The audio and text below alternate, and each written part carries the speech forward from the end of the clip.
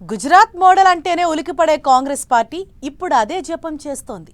రాబోయే రోజుల్లో దేశవ్యాప్తంగా పార్టీని బలోపేతం చేసేందుకు, తిరిగి అన్ని రాష్ట్రాల్లో తమ సత్తా చాటేందుకు సరికొత్త రిఫార్మ్స్ కు ప్లాన్ చేస్తోందట. ఇప్పటికే ఆ కొత్త థియరీని గుజరాత్లో ఇంప్లిమెంట్ చేసి సక్సెస్ ట్రాక్ నమోదు చేసిందట. అందుకే ఆ సంస్కరణలను అన్ని రాష్ట్రాలకు విస్తరించాలనే ఆలోచనతో ఉన్నారట హస్తం పెద్దలు. త్వరలోనే తెలంగాణలోనూ ఆ థియరీ అమల్లోకి రానున్నట్లు కాంగ్రెస్ వర్గాల చర్చ. ఇంతకీ గుజరాత్లో కాంగ్రెస్ ఇంప్లిమెంట్ చేస్తున్న ఆ రిఫార్మ్స్ ఏంటి? దీంతో పార్టీలో రానున్న మార్పులేంటి? పార్టీకి వచ్చే బూస్టింగ్ ఏంటి? Let's watch. వరుస విజయాలతో బీజేపీ దూకుడు మీదుంటే వరుస వైఫల్యాలతో కాంగ్రెస్ పార్టీ మాత్రం డీలా పడిపోతోంది.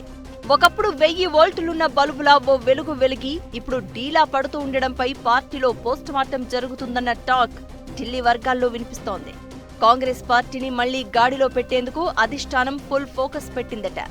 గతంలో మాదిరిగానే కాంగ్రెస్ పార్టీని పరుగులు పెట్టించాలని, పార్టీకి నూతన జవసత్వాలు అందించాలని పార్టీ పెద్దలు భావిస్తున్నారట. కాలం మారుతోంది, మనం కూడా మారాలి అన్న ధోరణితో పార్టీని సంస్కరించాలన్న ఆలోచనకు హస్తం పార్టీ వచ్చిందట.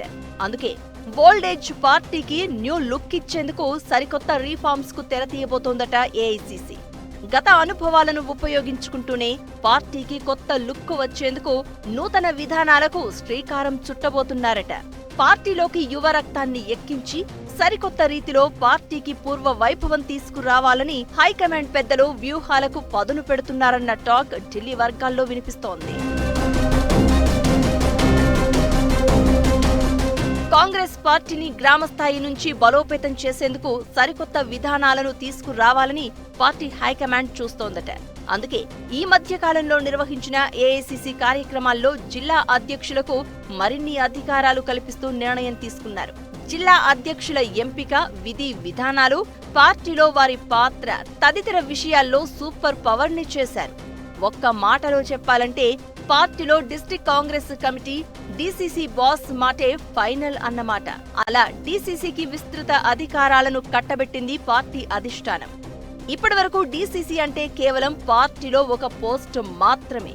పార్టీకి సంబంధించిన కీలక విషయాల్లో వారి పాత్ర నామమాత్రంగానే ఉండేది. కానీ ఇన్నాళ్లు ఒక లెక్క, ఇక నుంచి మరో లెక్క అన్నట్లుగా ఉండనుందట.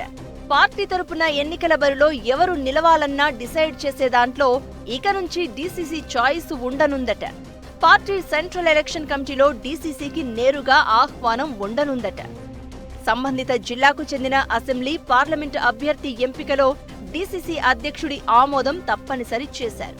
అందుకే డీసీసీకి రాష్ట్ర స్థాయిలో ఉండే పీఏసీ పొలిటికల్ అడ్వైజర్ కమిటీని జిల్లా స్థాయిలో కూడా ఏర్పాటు చేస్తున్నారట. ఇక నుంచి డీసీసీ పవర్ఫుల్ పోస్ట్ కావడంతో డీసీసీ అధ్యక్షుడి ఎంపిక విధానాన్ని పూర్తిగా మార్చేశారు. జిల్లా కాంగ్రెస్ కమిటీ డీసీసీ అధ్యక్షుడిని ఇన్నాళ్లు పీసీసీ చీఫ్ ఎంపిక చేసేవారు. కానీ ఇప్పుడు ఈ పోస్టు కాస్త పవర్ఫుల్ కావడంతో ఎంపిక విధానం పారదర్శకంగా ఉండేందుకు కొత్త విధానాన్ని తీసుకొచ్చారట. డీసీసీ అధ్యక్షుడి ఎంపిక కోసం ఏఐసీసీ నుంచి ఒక పరిశీలకుడు వస్తారు. వీరికి రాష్ట్రం నుంచి 2 పీసీసీ పరిశీలకులు సపోర్ట్ అవుతారు. ఈ ముగ్గురు కలిసి జిల్లా అధ్యక్షుడి కోసం పోటీలో ఉన్న వారందరితో నేరుగా ఇంటరాక్ట్ అవుతారు. డీసీసీకి అర్హతగా పార్టీ పట్ల లాయల్టీ, పార్టీలో సీనియారిటీ, పార్టీ సిద్ధాంతం పట్ల అవగాహన, ఈ 3 ఉంటేనే డీసీసీ పోస్టుకు అర్హత సాధిస్తారు. ఈ సరికొత్త విధానాన్ని కాంగ్రెస్ పార్టీ మొదటగా గుజరాత్లో ఇంప్లిమెంట్ చేస్తోంది. గుజరాత్ రాష్ట్రంలో కాంగ్రెస్ పార్టీ అమలు చేస్తున్న ఈ నూతన విధానాన్ని దేశవ్యాప్తంగా అన్ని రాష్ట్రాల్లోనూ అమలు చేయాలని చూస్తోందట. మొత్తానికి కాంగ్రెస్ పార్టీలో ఇప్పుడు గుజరాత్ మోడల్ గురించే తెగ చర్చ జరుగుతోంది. అక్కడ సక్సెస్ అయిన ఈ గుజరాత్ మోడల్ కాంగ్రెస్ పార్టీకి పూర్వ వైభవం తీసుకొస్తుందో లేదో అనేది రాబోయే రోజుల్లో తేలిపోనుంది.